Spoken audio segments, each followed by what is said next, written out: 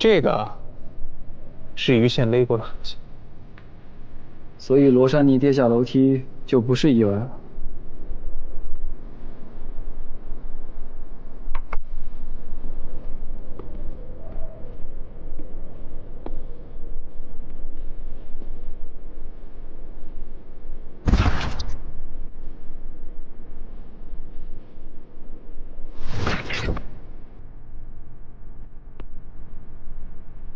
它掉下来之后，蜡烛就已经灭了。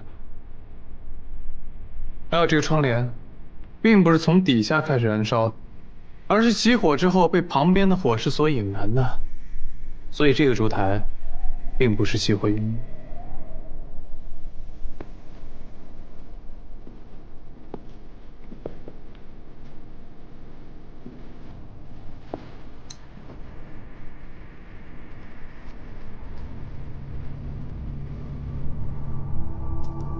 这个不是燃烧产生的灰烬，而是泥。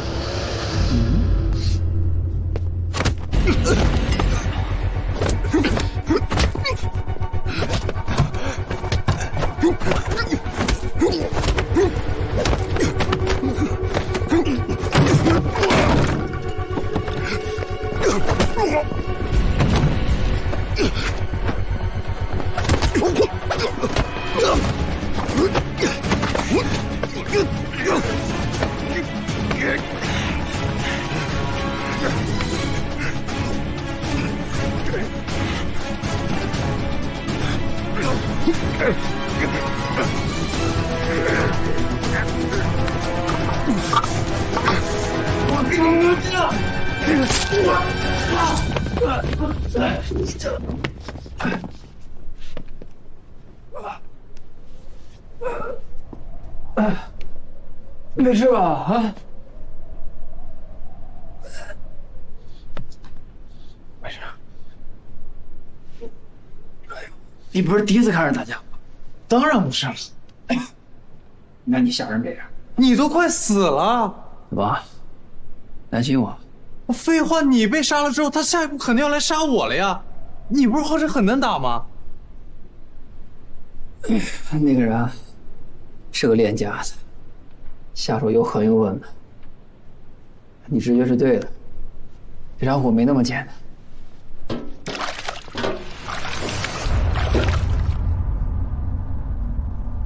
什么味儿啊？走，汽油，走。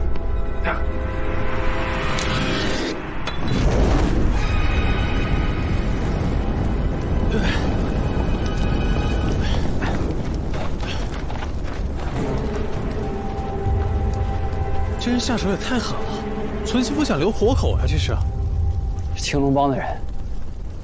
你怎么知道？整个上海滩，能在这么短时间内干倒我的没有几个。我们入会之后会接受训练，这个人跟我练的是同一种功夫。你确定？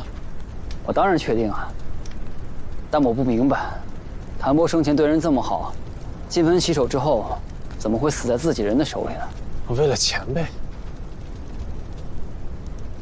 那你觉得我会为了钱杀我自己老爷子吗？我怎么知道啊？不会。他既然下了死手，说明早就想到了退路。我还有事没想明白，退里有缺环。需要我做什么？当务之急就是兑现承诺，陪我去验尸。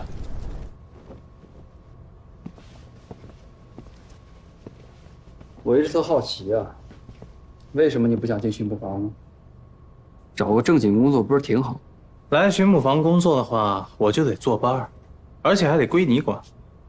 你现在也归我管啊？不一样，现在如果我不想查案的话，可以不查，选择权在我，不在你。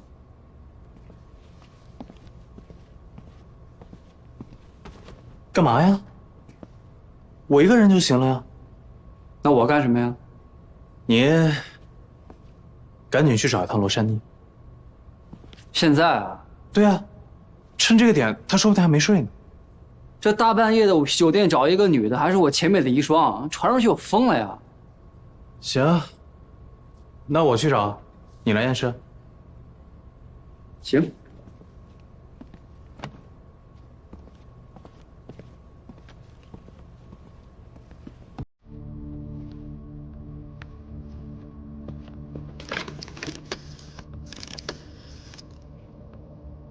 喂，幼宁啊，是我。你现在赶紧回家，找你爹打听点事儿。废话，当然是跟案子有关的。来了。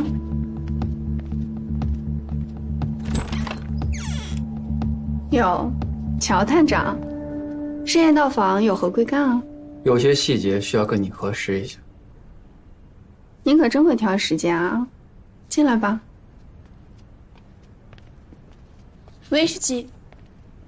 不喝了，问完我就走了。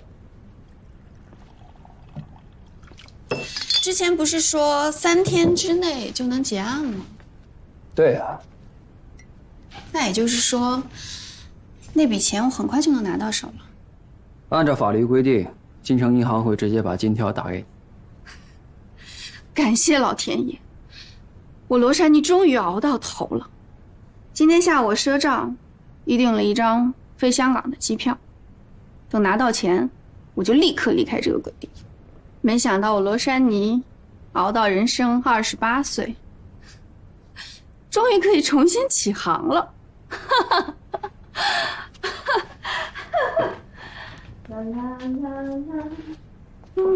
谭博才刚死，你这样不大妥当吧？有什么不妥当的呀？我18岁开始跟老爷在一起，到现在整整10年了，我对他可是真心真意。老爷虽然年纪大了，但是心里清楚得很，谁是真心对他好。所以他早就安排好了后事，把钱都留给了我。老何呢，跟着他出生入死了这么多年，忠心耿耿，所以分给他10根金条也是合理。至于谭鑫那个败家子，就坚决不能给他留钱。老何跟谭博出生入死过呀？对啊，老爷退出江湖之前，手下功夫最好的就是老何，那是他的头马。只不过后来年纪大了，才在谭府做的管家。那他们俩有没有发生过矛盾呀？应该没有吧？哎，我说你们这些探长啊、巡捕啊，别老把眼睛盯在我们身上。要我说，我们家老爷他就是失足掉进池塘里淹死的。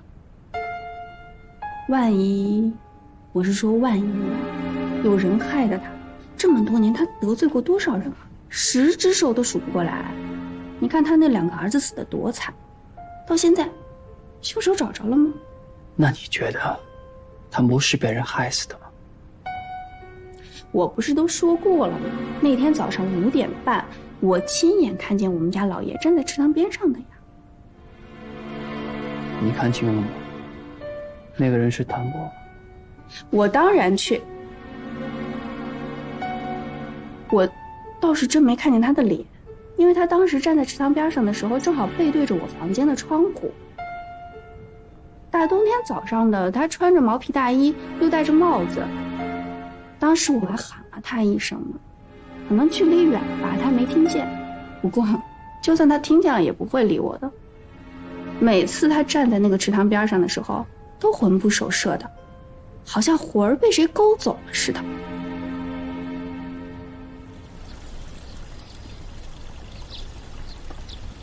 老爷子，帮你脱啊。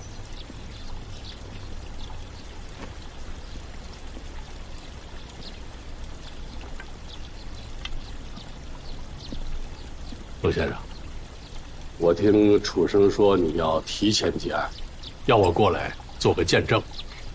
您能在百忙之中来一趟，是我的荣幸。总听他们说你办案手段高，今天我要亲眼一见。坐。好。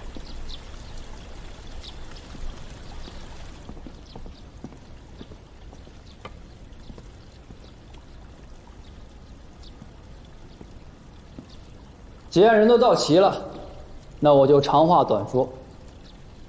昨天，我和陆瑶又去了谭宅，想去找一些新的证据，但我们俩却被人偷袭了，而且还遭遇了2次纵火，想置我们俩于死地。这个人武功非常了得，身手敏捷，是个练家子。据我所知，何管家之前在青龙帮做事，是个练家子。哎，陆先生，如果你怀疑他谋害老谭，我可以直接的告诉你，这绝不可能。我虽然和老何很少打交道，但我知道他对老谭有多忠心，他可是为老谭打过子弹。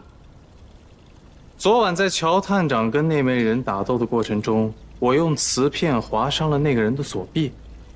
关于何管家呢，我尊重白先生的意思，但是为了让大家都放心，何管家您能不能自证清白？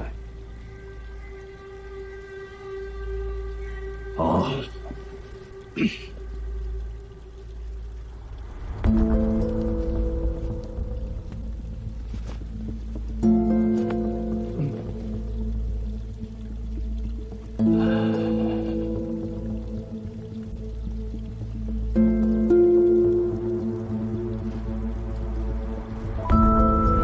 这个是之前就留下的伤，不信呢，你们可以问那个在现场那个巡捕。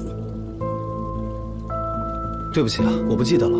昨天现场特乱，谁死谁活我都记不清楚。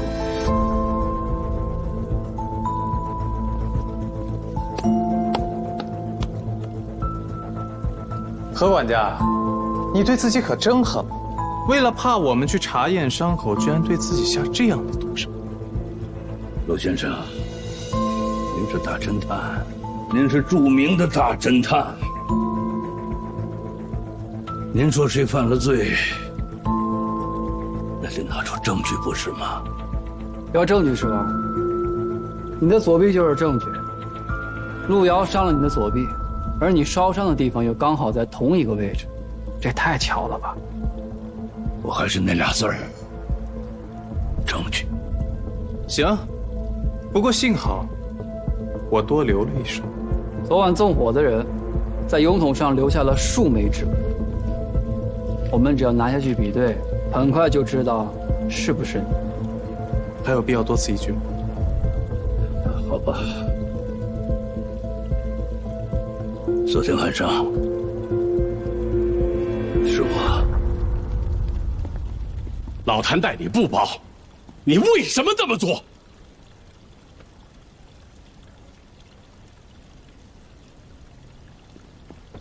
知道是谁就可以了。至是杀人动机，我不想说。你不说是吧？没事啊，我有的是办法让你说。带走。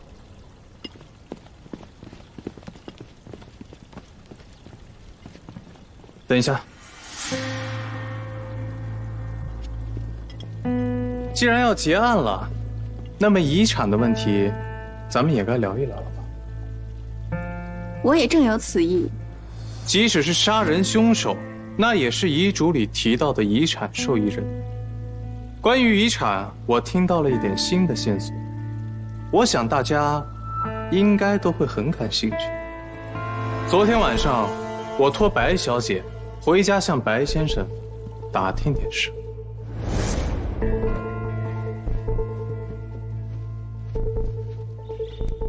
你现在是以什么身份来问我这个问题？新月日报记者。那就请快。是路遥让我问的，跟这个案情有关，所以请您务必要回答实情。老谭在堂主的位置上做了那么些年，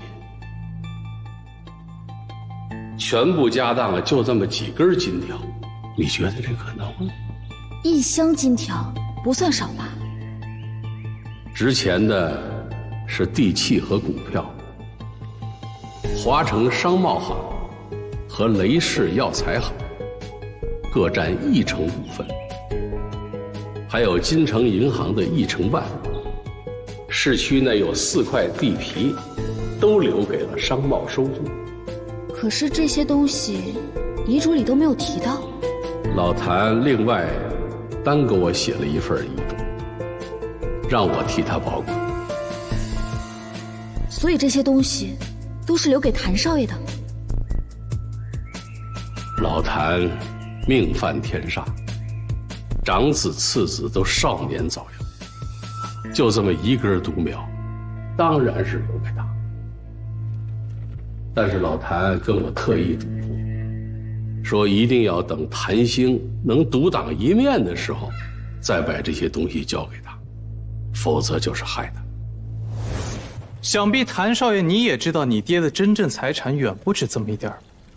谭老爷身边称得上生死之交的，一位是何管家，一位就是白帮主。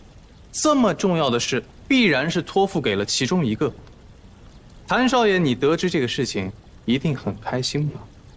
当然开心。我是谭家独子，我爹的股份和地契，本该就是我的。你是谭家大少爷没错，想得到遗产也没错。你错的是为了钱，你居然杀死了自己的亲生父亲。你放什么狗屁？罗先生，这说话得讲证据，你可不能冤枉一个无辜的孩子。首先，我要向白帮主道歉，因为我违背了他的意思，解剖了死者的尸体。也就是你，只要换了别人，赶紧说验尸结果。尸体的肺部有大量积水，说明的确是溺死的。可是他的鼻腔却很干净，说明他是在干净的水里溺死的，并不是污浊的池塘。昨晚我和乔探长去谭宅查看，发现2楼浴缸旁边的地板上有泥土的痕迹。一般来说，走进浴室里的人都穿着拖鞋，泥土怎么可能会被带到浴室里？说明当时有一个人还来不及换拖鞋就走了进去，而正是这个人把谭博溺死在了浴缸之中。那天夜里，谭少爷在大烟馆把兜里的钱挥霍一空，于是回家拿钱。在9点1刻到9点半之间，他回到了家中。当时死者正在浴室泡澡，谭少爷因为着急，穿着皮鞋就走进了浴室。紧接着，他问死者要钱，2人发生了争吵。可你现在天天泡在烟馆给我丢人，我宁愿没有你这个不孝之子。铁公鸡，你是准把钱带进棺材里啊？既然这样说了，我就去把遗嘱改了。就算我把所有的地契和股份都带进棺材里，也绝不留给你这个败家玩意。此时你一想到父亲死后巨额的财产都会留给自己，杀心顿起。去死！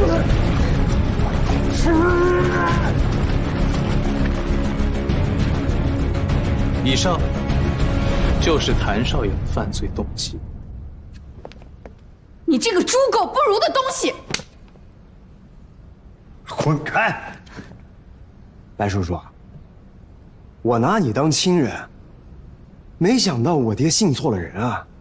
那些遗产是个人都会眼红，你想独吞可以理解，可你有必要指使巡捕房的爪牙诬陷我，想置我于死地是吗？你再胡说，我他妈撕了你！让他说。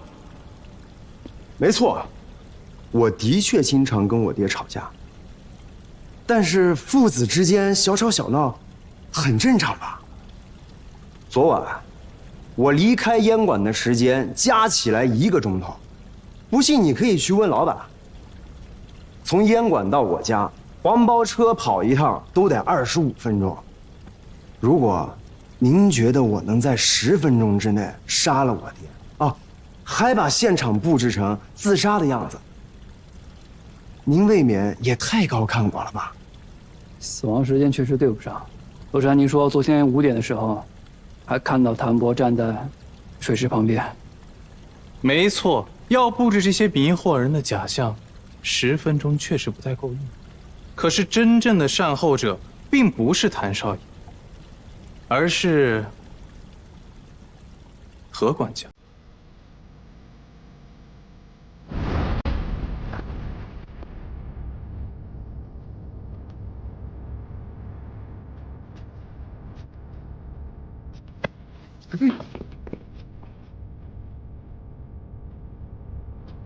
老爷，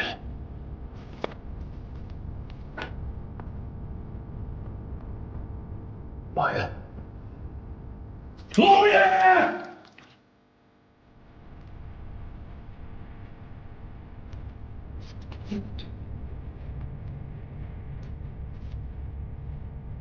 是你干的。你回家之前在哪里？甭管。回去。啊！我让你回去！现在！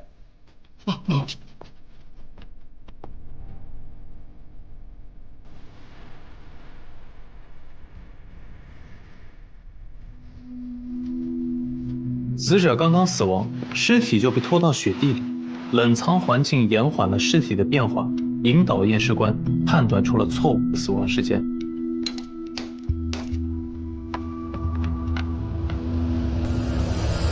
那具冷藏的尸体加上罗珊妮的证词，已经足以粉饰死亡时间。就这样，谭少爷拥有了完美的不在场证明。接下来，你把伪装过的尸体抛入池塘，营造出了自杀的假象。可是我们到达现场的时候，并没有发现脚印，也没有发现尸体托运的痕迹啊。那是因为他换上了死者的鞋子。方法很巧妙，但也很容易发现破绽。死者的块头虽然不小，但留下的脚印不可能有这么深，只有2个人的体重才可能留下这么深的鞋印。我也正是从那个时候开始，才认定这是一起谋杀案。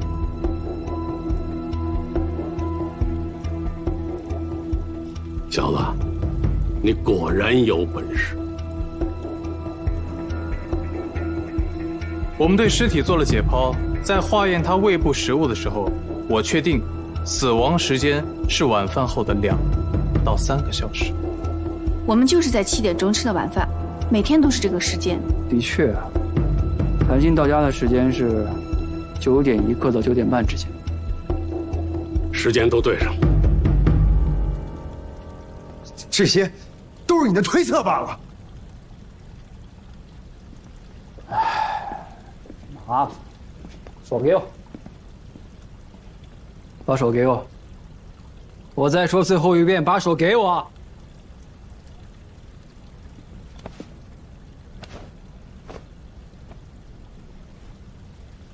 看到了吧？由此可见，谭老爷子死之前遭受了多大的痛苦。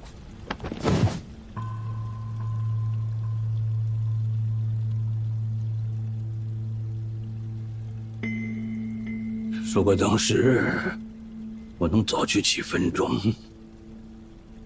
哪怕就几分钟，事情就不会发生了。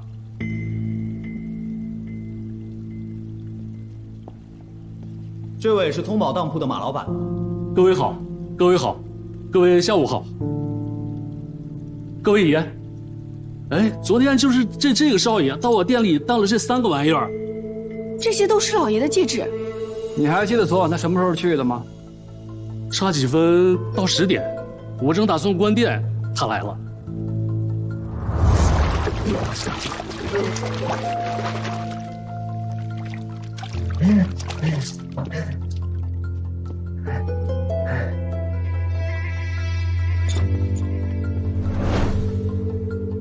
是我杀的，可那又怎样？他早该死了。他看不上我母亲是个农妇，不想让我们进门。直到那2个儿子死了，他才想起有我这个野种。可我并不想进谭家门，我也不想做这个狗屁少爷。他带我进门，我娘就不见了，凭空消失了。我找街坊打探，雇私家侦探去找，可我怎么也找不着。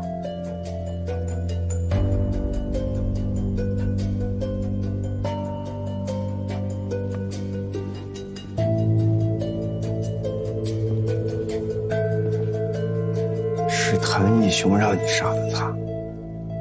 是啊，啊4年前，咱这2个少爷的命案凶手就是你的母亲。瓦尔德，他以谭家私生子，就是你的名义邀请2位少爷见面约谈。杀人的过程我不知道，可后来他假扮清洁工，利用垃圾车运送尸体进入谭家，后来抛尸池塘。他还没出谭家大门，就被我抓住了。不可能，他对老爷的恨意比你多得多。他是想毁了谭家。可作为母亲，他想要的是你能够得到承认，能够继承家业，能够成为谭家的唯一的少爷。你这是在侮辱他！我只是谭家的管家，一切都听从老爷吩咐，为你脱罪，也是因为老爷深知你的秉性。无论你做过如何的错事，都要帮你活命，好为谭家留下唯一的血脉。可惜呀，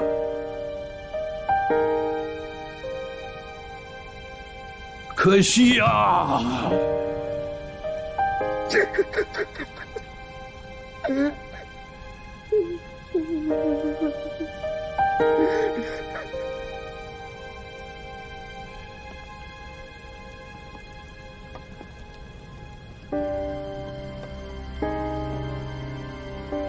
青龙帮欠你一个大人情，区区小事，不足挂怀。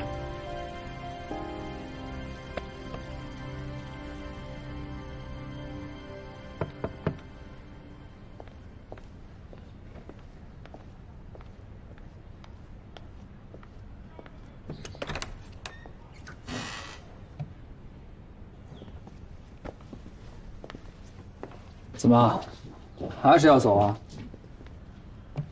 不然呢？出了这么大的事儿，我还留在上海，以后也很难再幸福吧？还不如找个地方重新开始，不好吗？在上海还有个照应，你要去了香港，人生地不熟的，被人欺负了也没人帮你。乔探长，是不是舍不得我呀？想多了，我是奉白老大之命，专程过来帮你料理后事的。江湖中人果然很讲义气。你们的好意我心领了，但是以后我真的不想再跟黑帮扯上任何关系了。为什么呀？一入江湖身不由己，看着你们一个个光鲜亮丽的，但是连命都不在自己手里。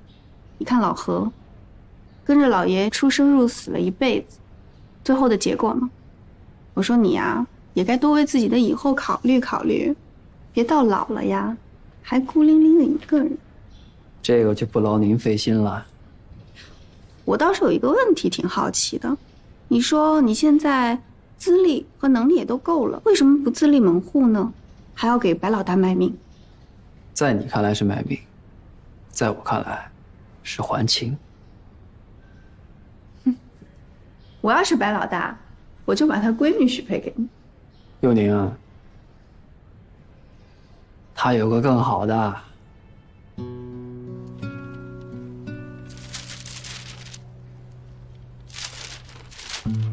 怎么回事啊？都3天了，那个案子怎么还没见报？我没写。为什么不写啊？我爹说，谭伯伯一世英雄，最后落得这么个下场，会被江湖上笑话的。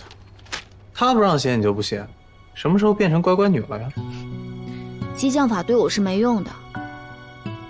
小时候，我爹经常应征，夜不归宿，学校的家长会从来不参加，都是谭伯伯替他去。谭伯伯在我心里，其实跟我父亲差不多。我爹也没参加过我家长会。对小孩来说，钱多钱少并不重要，呵护和陪伴才是必不可少的。多么简单的道理啊！可是有些人就是不明白。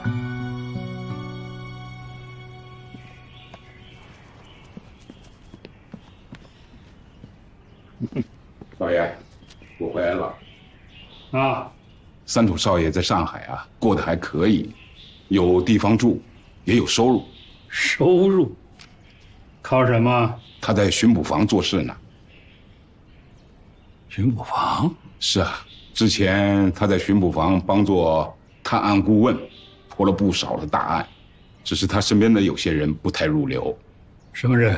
巡捕房的乔探长，曾经是上海黑帮的8大金刚之一，现在和少爷同居的是青龙帮老大白旗里的独生女，而且少爷还到白家去吃了饭，白老大对少爷非常的满意。我怕这时间久了呀，少爷会成了上门女婿。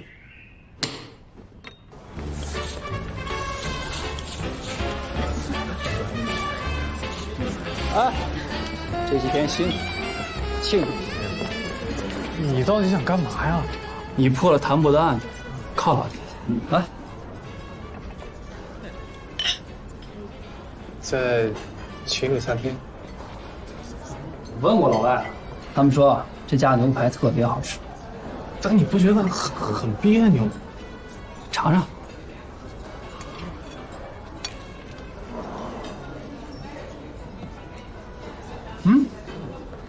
可以啊，肉是熟成过的，青岛小牛肚。给你点个赞。送你一个礼物。这是什么呀？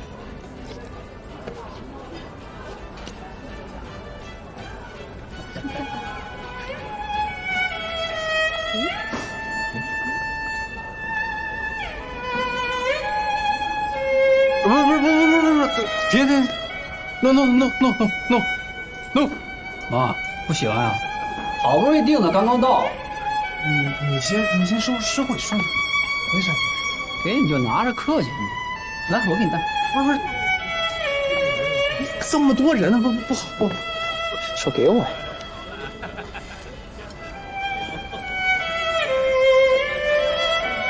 三土，老钱，好久不见呀！好久不见。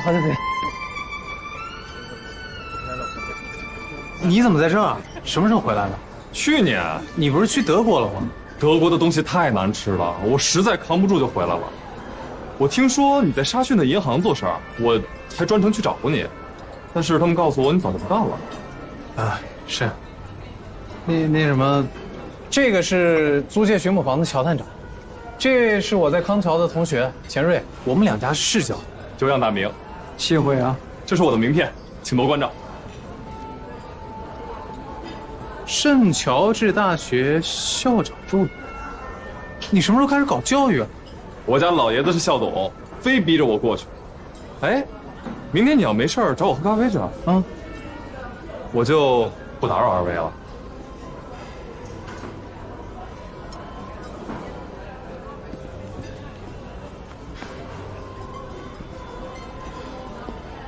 哎，你不是不要吗？谁说我不要？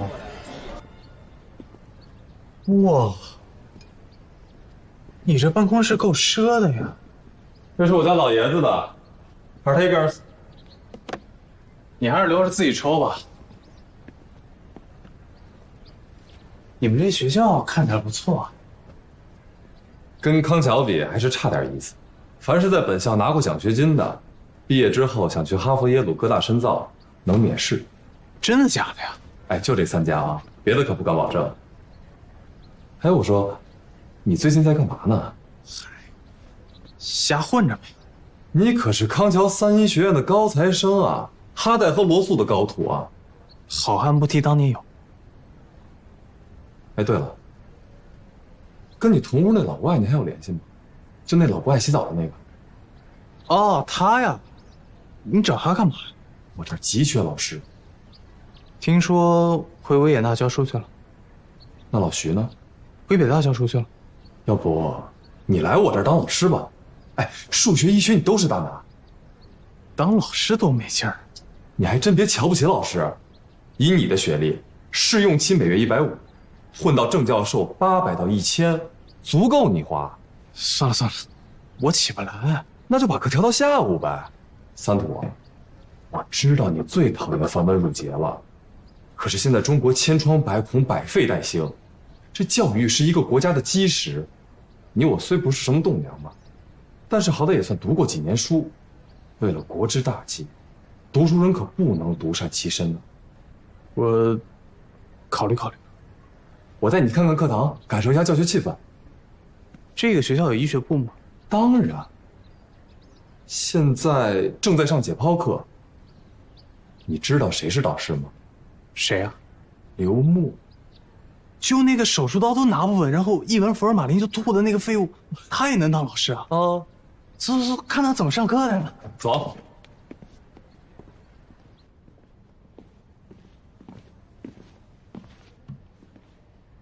来上那个。他上课也喝酒？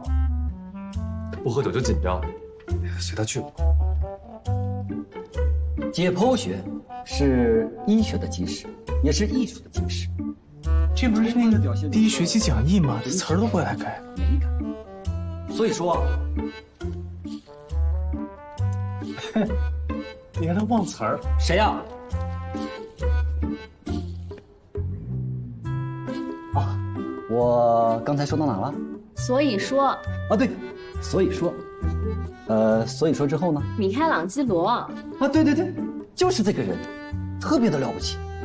在文艺复兴3杰里啊，我个人特别的喜欢他。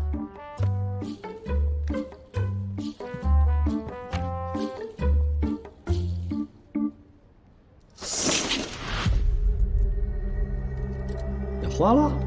老师，你怎么了？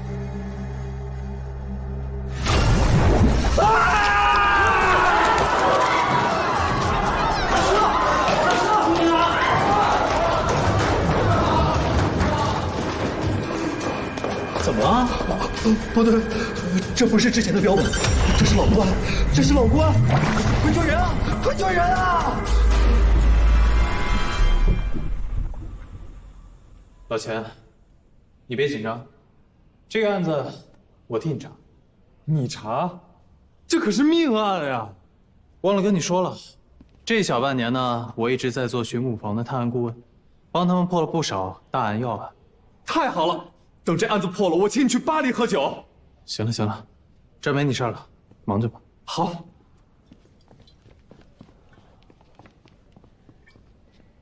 刘墨，你好好想一想，这具尸体是什么时候出现在缸里？我不知道，记不清了。这个很重要，你马上想，现在就想。不是你谁呀？凭啥朋友呢？我都不认识了。你是喝了多少酒？陆三土啊，在康桥你可以欺负，谁让你学习好？但是，老子现在毕业了，在圣乔治，老子是导师。你算个毛啊！你这个猪脑子！我现在好好问你话，你不好好回答，嘴还硬是吧？一会儿巡捕来了，你小心挨揍啊！谁敢揍我？你让他来，来啊！谁啊？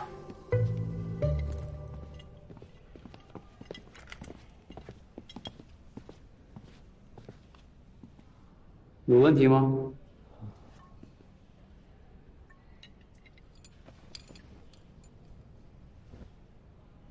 什么情况？上解剖课的时候，发现缸里有个尸体，液体有强烈的腐蚀性。太可怕了，他的嘴部和眼部不停的冒泡，越来越密，越来越大。我眼睁睁看着他的脸烂掉。死者身份确定了吗？他知道，他叫关太良，是医学博士。我带你去他的医学实验室。啊，现在很配合，刚才嘴怎么这么硬呢？哪都有你话，有你的地方准没什么好事。哎，你给我回来！什么态度嘛？案发的时候你也在吗？啊，我就是路过，听啥哭星啊你？人都是克双亲，克亲人，你这连路人都克，厉害啊！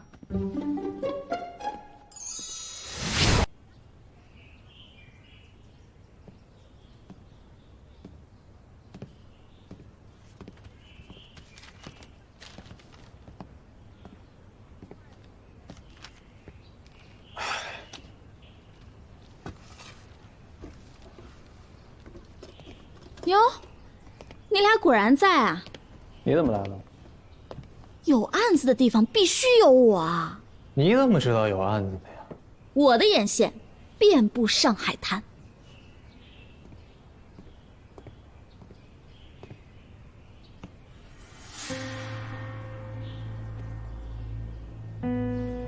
有什么新发现吗？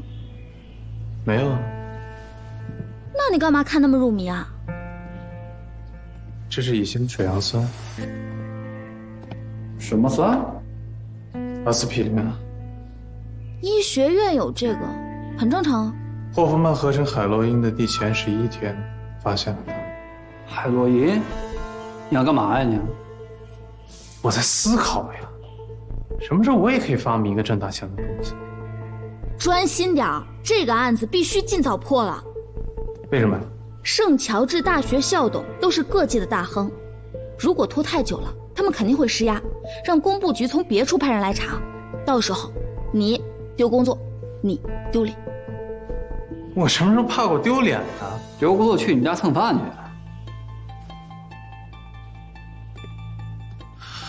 那个现场我刚看过了，在那个教室里，确实不太好作案。解剖室只有一个门，存放尸体标本的玻璃缸在门对侧，从标本到大门需要经过正中的解剖台，也就是医学院的教学处。所以如果尸体被动手动脚的话，一定会被人发现。教室的一侧有窗，当时同学们围绕正中解剖台而站，那也就排除了有人从窗户进入的可能，不然肯定逃不过大众的眼睛。人嘛，不可能。别的东西呢，不好说。什么意思啊？这可是医学院，阴气多重啊！你看啊，闭上眼，这边，到处都是那种没法超度的亡魂。医学院亡魂索命，这个标题肯定能爆。得赶快派人查清楚死者的背景。死者关代良，本地人，医学院博士，教授过传染病学，每周1、3、5坐诊，偶尔出诊。母亲早亡，父亲新丧，死者有个弟弟，家境良好，未婚。3个月前和女朋友分手，目前呢空窗期，喜欢甜食，无不良嗜好。可以啊。你当我这记者白当的呀？你呢？有什么新发现吗？盘问了当时在场的学生，确认2点。第一点，那节课上课的时候，老师和学生是一起进入教室的，所以可以确认之前的教室没有人。第二点，上课的时候没有人进出，就是说尸体早就在里面。还有一种可能，老师和学生做伪证，一起把死者杀了。不可能，看尸体的状态，绝非今早刚死亡的。假设死者是一早就死在这里面，之前难道没有人发现吗？你成天闲着没事跟死人脸对脸身形对望，一般人绝对不可能会注意标本的相貌。还有一个重要的消息啊，有人说看到关代良2天前进入实验楼之后就再也没有出来过。那还有谁进过实验楼？凶手可能就在这里面。都在里面。这么多人啊，排查难度有点大哈。所以啊，只能等尸检报告出来之后再确认死亡时间，缩小范围了。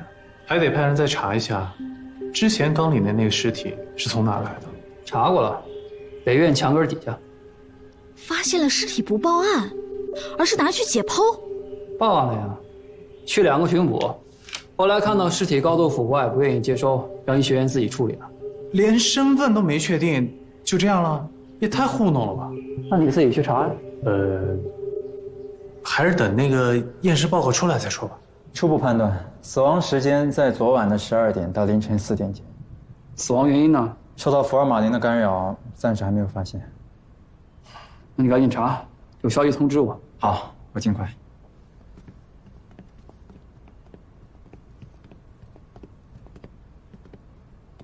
这个时间段只有3个人进入实验室。关孟良12点，林乃1点，刘彦生2点半。三里毛 ，Yes sir。你跟关奈良什么关系？他是我哥。他是知名的医学博士，我知道他。我俩是同届的博士。昨天见过他吗？没有。昨天我在我们班的实验室做实验来着，没见过他。我去他家找他聊点私事，没聊几句就走了。有人可以证明吗？没有。我们班实验室就我一个人，实验结果可以证明吗？我找他聊的是私事儿，怎么可能有别人在场？你和死者有什么过节？我都没见过他，谈什么过节啊？没有，我俩非常和睦。他那个人性格乖僻，嘴也臭。有一次我气得差点想动手，不瞒你们说，院里好些人都想揍他。根据关奈良的死亡时间，你有重大的嫌疑。冤枉啊，探长！我走的时候他还好好的。如果想揍他都算罪的话，那我认。他在他的实验室，我在我的实验室，面儿都没见过。如果说我杀了他，还请拿出证据。请问我怎么杀人呢？他们3个谁的嫌疑最大？我怎么知道呀？你指望我随便问2句他们就招了？你当凶手傻呀？审问过程中你没发现什么蹊跷呀？我又不是上帝，也不会什么读心术。再说了，就算他们当地见过关奈良，也不一定会杀了他。就算真的是杀了他，咱们也得讲证据。你在这儿问我，还不如去查查这3个人底细。我早就派人去了。那有消息告诉我呀。你又去哪儿啊？活人问不出来，我问问死人去。有什么新进展吗？暂时还没头绪。别说你了，光闻这个防腐剂的味儿，谁脑子转得过来？我还就喜欢这个味道。小时候啊，一闻到这个味儿我就高兴，所以后来我才干了这一行。啊！死者有中毒的迹象吗？哎，暂时还没发现。暂时？怎么总是暂时啊？我要的是准信儿。你别光看身体，多检查检查他的头。哎，探长，你们看一下，他的口腔、鼻腔、食道以及气管都腐蚀成这个样子，这种死法真的是很不懂事。你们再给我一点时间。口腔、鼻腔、食道、气管。去哪儿啊？打个招呼再走啊！哎，好饿呀！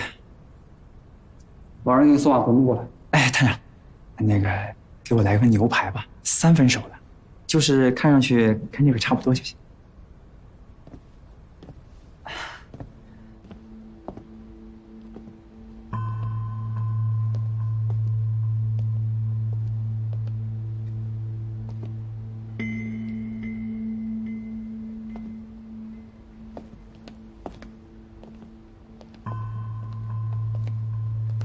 哎，看这个。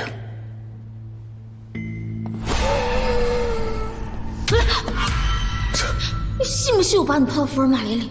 想泡我？可以啊，那你怎么也得表示表示吧。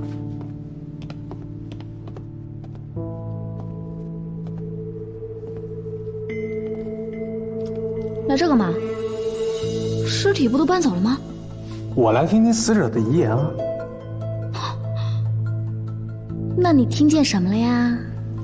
他说：“白幼宁，你是不是想知道你是怎么死的呀？”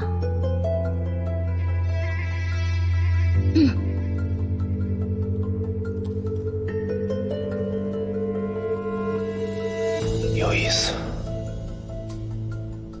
这什么东西啊？水垢吗？还是灰尘？不是。那是什么？我已经知道尸体为什么张口睁眼了。为什么？骗你说嘛，求求你了啊！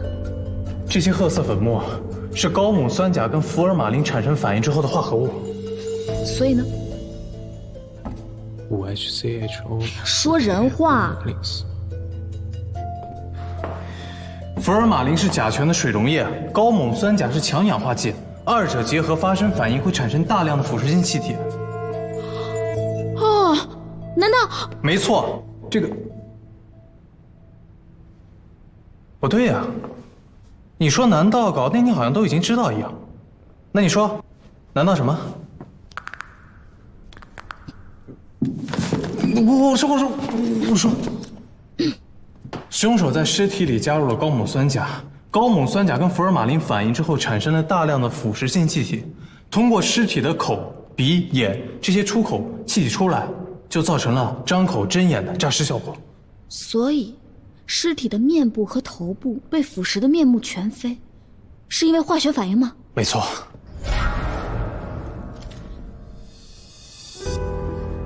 你又想吓唬我是吧？走。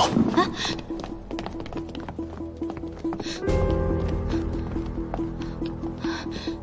听见了吗？是。实验室。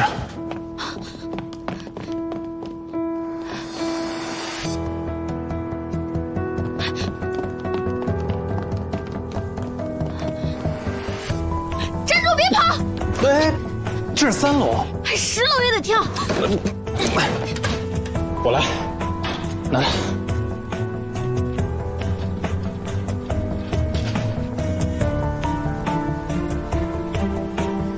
快点！走楼梯应该快点。没用的东西。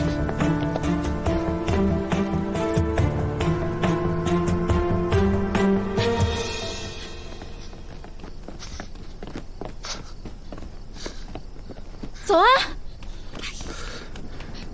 走啊！再跑下去我就死了，你一个人去吧。哎，等一下！干嘛？你一个人还是别去了。为什么？你要是出事了，你爹跟老乔都得来找我，我可不想跟你赔面。还有，不用你赔。哎，算了。哎，你放手！算了。我好不容易才找到了线索。线索没了可以再找，但你没了，我上哪儿找这么完美的室友去啊？你少来！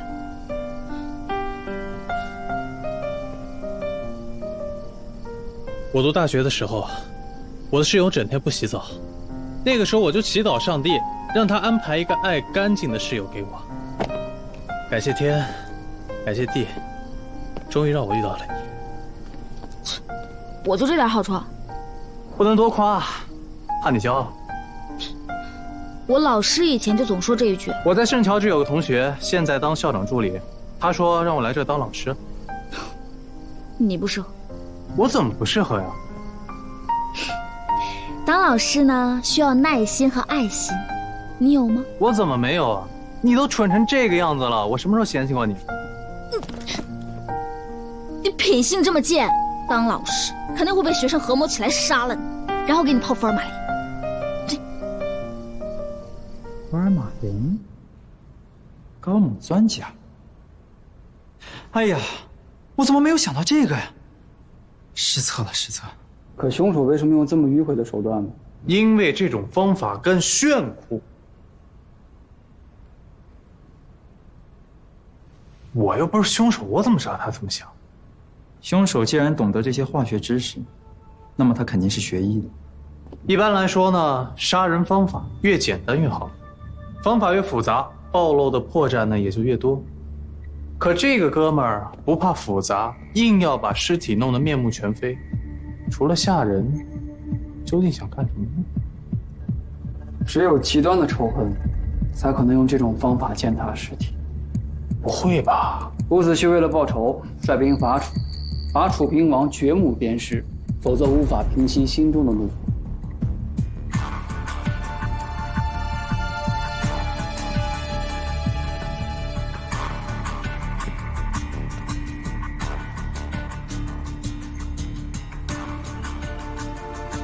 哥们儿，你到底怎么得罪人的？逼他加班了呗。没错，特别是如果连晚饭时间都没有的话，的确是很容易起杀心啊。今天就到这儿吧，明天见。那你继续啊。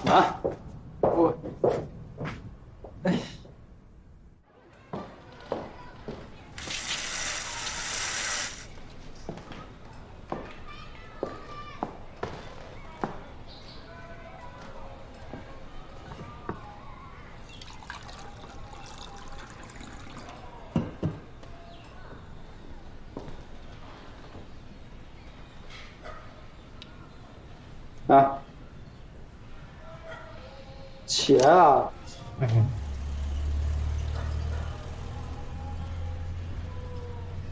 我派出去的人有消息了。那你说呗。那个刘彦生和关代良曾经一起合作流行性脑脊髓膜炎的研究，后来被医学院明令禁止。关代良为求自保揭发刘彦生，导致刘失去了所有的研究成果，他们俩为此就反目成仇。杀人动机成立，那林矮呢？还没有查到。那你接着找，我先睡。重点来了，关代良的弟弟关茂良跟他哥关系不好吧？你果然知道啊！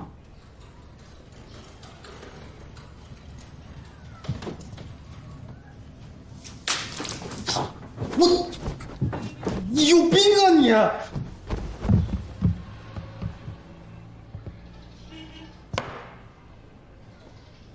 当天问话，他一直不愿意说找关代良所谓何事，很明显心里有鬼嘛。我了解的情况是，关老爷子去世了，近期这两个兄弟为了遗产分配问题大动干戈。遗产数目多少？很重要吗？遗产数额如果足够大，也可以构成杀人动机。这个关茂良好赌成性，但赌运又不佳，在外债台高筑。近期总有债主逼上门说再不还钱就要他狗命。兄弟反目，为财害命，杀人动机勉强成立。我已经把他抓起来。说得挺快啊。舌头和牙齿还有打架的时候呢，我们兄弟近期是有点不睦，但你们也不能因为这个就断定凶手是我呀。早知道你今天会来，昨天我就不费这么大劲儿追你。昨天你跟丢的是他呀？不是，昨天我好端端的一个人在家。一个人在家？有人可以证明吗？我一个人在家，谁能证明？那就是说没有不在场证明了，对吧？这大晚上的我一个人去学校，我能干什么呀？你是为了回去拿你哥桌上那盒玫瑰膏吧？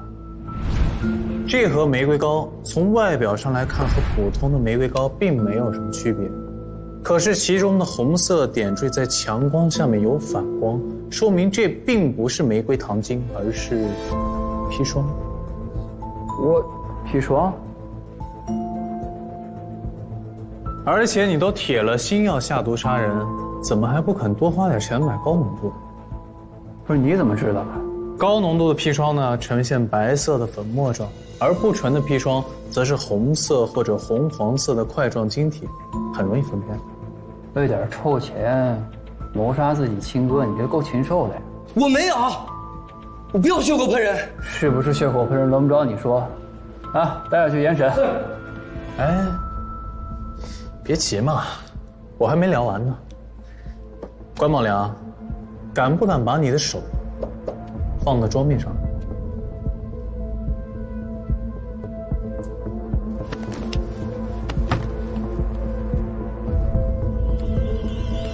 这玩意儿一晚上也没洗掉。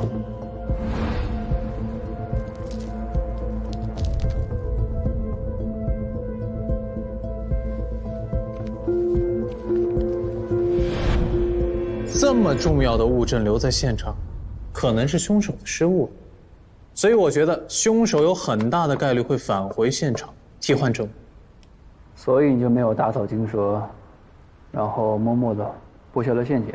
对的，低浓度的高锰酸钾并不会对皮肤产生灼伤感，特别是他做贼心虚，根本就不会察觉到这点。这种痕迹水洗不掉的。真的不是我干的。报告。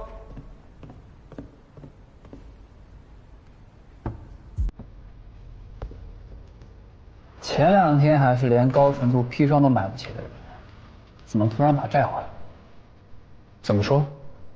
有消息说，他把债都还了。二哥死之后，之前存在纠纷的那些遗产，全归他了。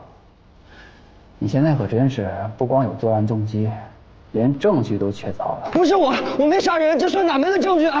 哎，等等，他还没招认呢，急什么呀？这就不劳烦你了。不出3天，保证让他招得一清二楚。但他能招认什么呢？他这个只属于杀人未遂，真正的凶手，并不是他。一般实验室呢都有通风橱，但是为了安全起见，会打开2侧的窗户，加强空气对流。那种玫瑰膏的工艺呢，如果打开包装放在通风处，很快就会变干。可实验室里那块玫瑰膏却油润异常，可见关代良当天根本就没有打开过它。那你这个陷阱不是白布的？小失误嘛。后来我让阿斗买了同个牌子的玫瑰膏，我才发现之前我都白忙活了。而且当晚验尸官也说了，并没有查到中毒的迹象。他说的是暂时没有查到，而且你也说了，结果要晚上才出来。我这个坑是早上才挖。是抓不出来人。你催什么催呀？把它说完。一个熟知福尔马林和高锰酸钾反应的人，必然是精通化学的人，不可能不知道怎么清洗掉高锰酸钾的痕迹。所以，这哥们不是凶手。来，坐下。现在交代一下，玫瑰膏还有液态医学院是怎么回事？债主逼得太紧，我也只能打那份遗产的主意了。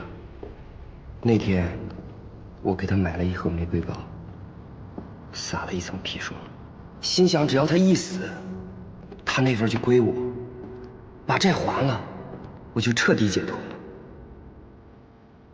临到下手时，还是没能狠下心。哎，虽然这几年我和他的关系不好，你怎么在这？可我俩毕竟是亲兄弟，血浓于水。那个，我知道他的生活习惯。吃个玫瑰膏。实验室化学制剂多，出于安全考虑，他从不在实验室进食，所以就没把玫瑰膏拿走，因为我知道他是不会吃的。谁知道他突然死了，我想起那份玫瑰膏，生怕警方因此怀疑到我身上，屈打成招，才不得不去。他不是凶手，你还折腾这么半天？你傻呀你！又不是我抓的。报告，探长。上次你让我仔细的查验尸体头部，结果发现尸体头部的后颈处有一个极小的针孔，脖子连着脑袋那个地方。对，脑干正下方，小脑正前方，就在眼髓。也就是说，凶手用锐器直接插进关代良的眼髓，导致其生命中枢受损，立即死亡。对的，针口只有1个，比一般的缝衣针略大。头部头发、毛孔眼印，腐蚀处皮肉翻涌。要不是你让我仔细的看看头啊，根本无法察觉。针孔只有1个，说明凶手手法娴熟，一击就中，肯定是懂医学或者解剖学的人。那这么看，就只剩下林霭和刘院生了。排除了关茂良，可不就剩他俩？来人！乔探长，我拜托你先找到证据再抓人，好不好呀？你到底要怎么样？从后颈插到眼髓，就伤口的深度跟大小来看，只有医用探针相符。探针是消耗品，医学院都是自取，没有规定，也不需要登记。那高锰酸钾呢？那是危险制剂啊，如果取用的话，肯定需要登记的。这家伙早就已经查过了。看我干嘛呀？等你想起来，黄花菜不了。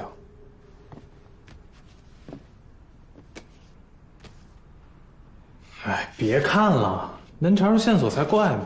看看啊，一旦有线索呢？一般实验室高锰酸钾的用量都很小的，关代良那种死法，高锰酸钾得海了去了。凶手不可能蠢到在登记册上留下痕迹的。那可不一定，某些人这是强项。什么人？某些人上大学的时候，从实验室偷试剂，去黑市卖了，请同学们喝大酒。你没喝是吧？行，你没喝，你从肚子里吐出来吧就。不是，那你还偷罗素的教学笔记呢，印成小册子卖给低年级同学。看不惯啊？看不惯你回学校告老师去，来，你回去你告呀。康桥建校以来，最大的败笔就是你。败笔？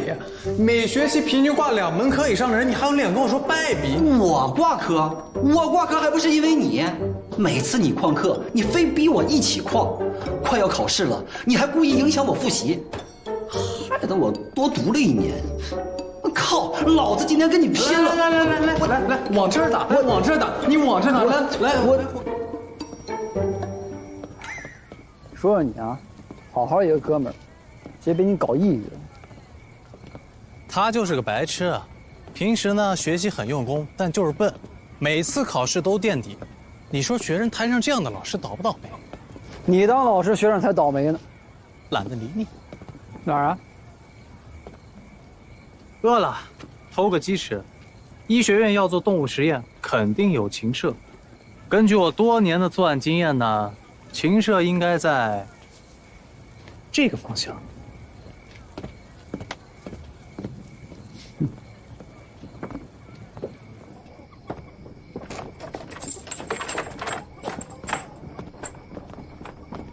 我马上就要动手了，你怎么不阻止我呀？你这不没动手吗？动手我再抓去。这禽舍还有负责人呢。当然了，小鸡、小鸭、小兔子什么的，没人喂不都饿死了？刘彦生啊，找这哥们聊聊。你怎么怀疑到他了？禽舍最容易爆发鸡瘟，所以要定期消毒。甲醛呢，既能杀菌又能灭毒，所以禽舍一般都用福尔马林，也就是40%的甲醛水溶液，加上高锰酸钾产生气体进行熏蒸。刘彦生作为禽舍的管理人，手上会有大量的高锰酸钾，所以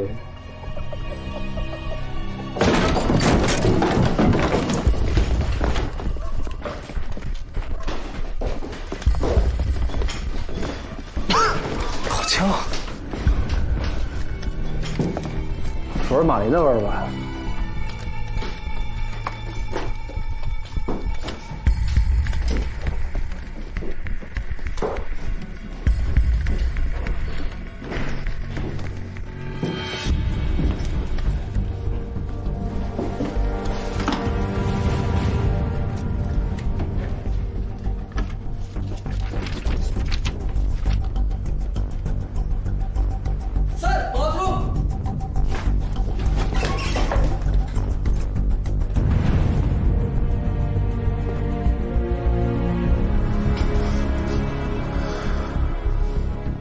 又来晚一步。刘彦生，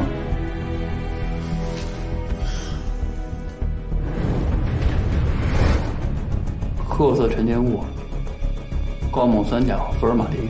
看看后脑有没有针孔。有一个，跟关大良的一样。同样的死法，同样的手段，这是一起连环杀人案。小白同学又有奖金了。卖报！独家！福尔马林连环杀人！卖报！独家！福尔马林连环杀人！卖报！老爷子，您找我呀？你怎么才来啊？圣乔治大学出了一桩连环命案，我正破案呢。这个案子得抓紧办。我想利用这个机会啊，加入圣乔治大学的校董会。怎么，您对教育也感兴趣啊？我现在最感兴趣的是圣乔治大学的医学院。10年之内，中国将爆发大规模的战争。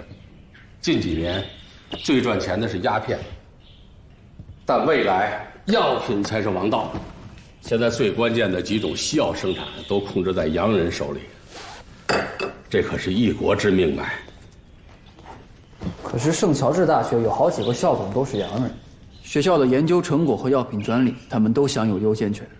所以才要加入，必须打破知识垄断，哪怕不赚钱，就是为了国家存亡，也要把门道搞清楚。曼森俱乐部的那几个英国人就是幕后黑手。这场没有硝烟的战争才刚刚开始。明白了，我会借查案的机会摸他们的底。大姐，你以后发文章之前让我先看一眼行不行啊？凭什么？你又不是主编。现代医学是建立在解剖之上的，没有标本怎么解剖啊？民国2年，内务部就颁布了解剖规则实行细则，几年下来，除了刑事，有几个人肯来捐赠？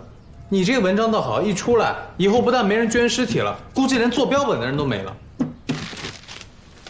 福尔马林连环杀人案，被害人皆劝人捐赠遗体，并亲手制作标本供人解剖身体发肤受之父母，解剖尸体后遭天谴。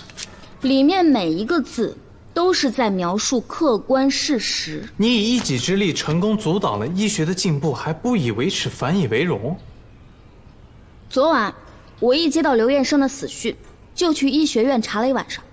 然后呢？关代良、刘彦生都曾自发游说死者亲属捐赠遗体，你不信自己可以去查。还有这种事？各大报社都在争分夺秒，哪像你啊，到点就下班，下班就睡觉，准。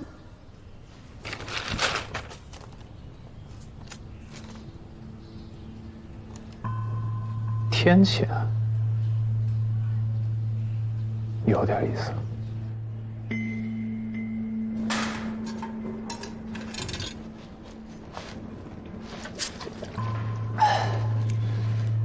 先生不用紧张，我这次来主要是想采访一下您关于教学的问题。不是，我知道的所有情况都和警察说过了。您班上的学生平时跟您关系怎么样？好像都不太喜欢我。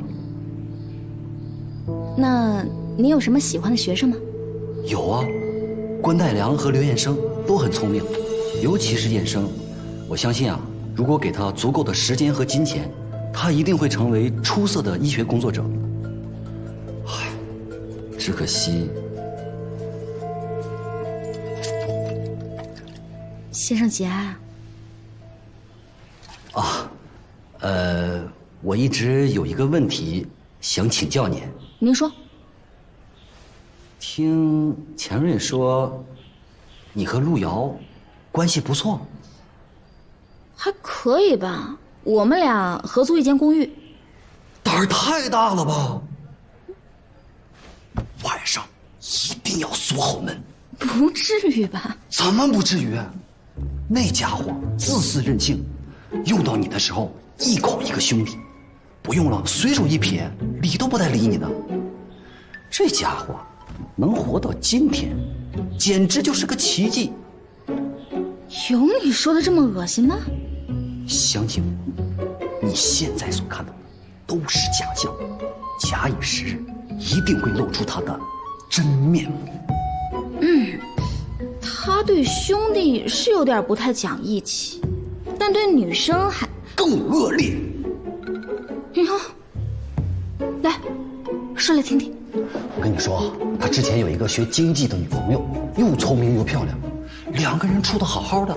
哎，这公子哥突然不辞而别，跑到巴黎去花天酒地了，过了好一段时间才回来。那是不是有什么误会啊？之前有误会，有误会不会当面说清楚啊？非要不辞而别？这公子哥就是从小被惯坏了，自私任性，根本就不把别人当人看。而且啊，他应该有亲密关系恐惧症。当你跟他走近了，他就会恐慌，下意识选择逃避。当你对他感情最深的时候，就是他伤害你的时候。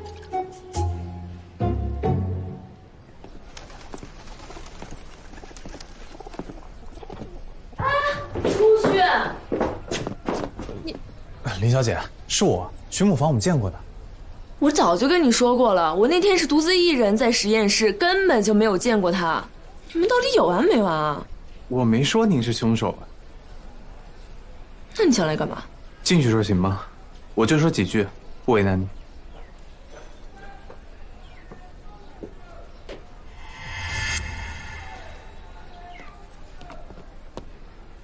其实我也学过医，在哪儿学的？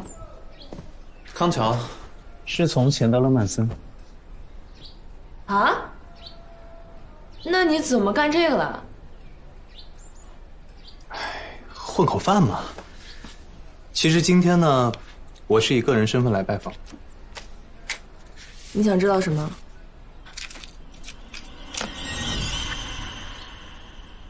你用不着这么紧张。其实我们之前就已经见过了。什么时候啊？前天早上，也就是案发当天，在301实验室的，是你吧？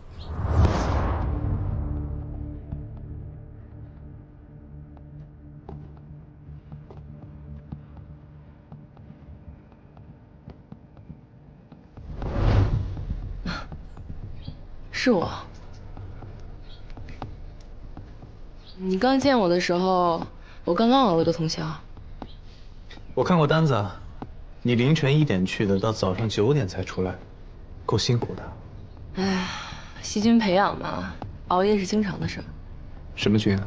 大豆根瘤菌。你还对农业感兴趣？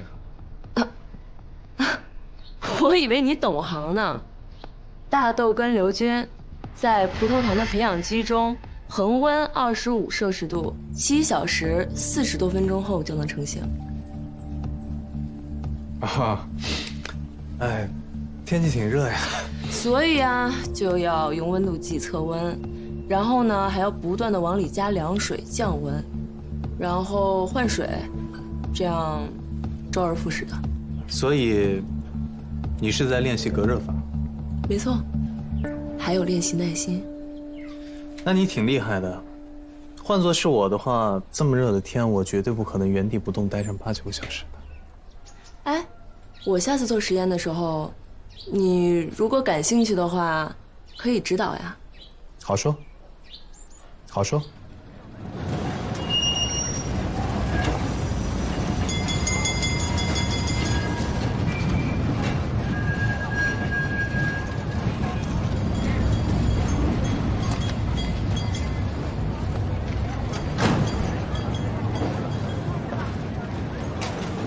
很忙啊。刚见完林霭，顺便过来买个午餐。他就住附近。怎么样？有点问题。什么问题？他一个学生，不住宿舍，在外面租房，吃穿用度都是好东西。家里有钱呗。他和他妈有张合影，2年之前娘俩还穿得很朴素，家里也住在破房子里。那中彩票了？你老帮他说话，是不是对他有意思？我只是提出问题。这个案子一共有3个嫌疑人，第一个关茂良已经排除了，刘彦生也死了，现在只剩下他一个。他的嫌疑也被排除了。他当晚做的实验耗时7个小时40分钟，需要寸步不离。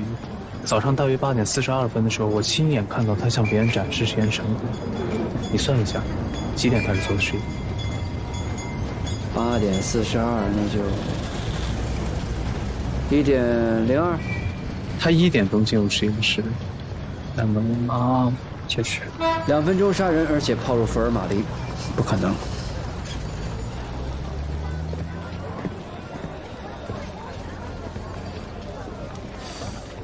我还得去实验室查一下有没有说谎。谢了。能不能换一招？下次。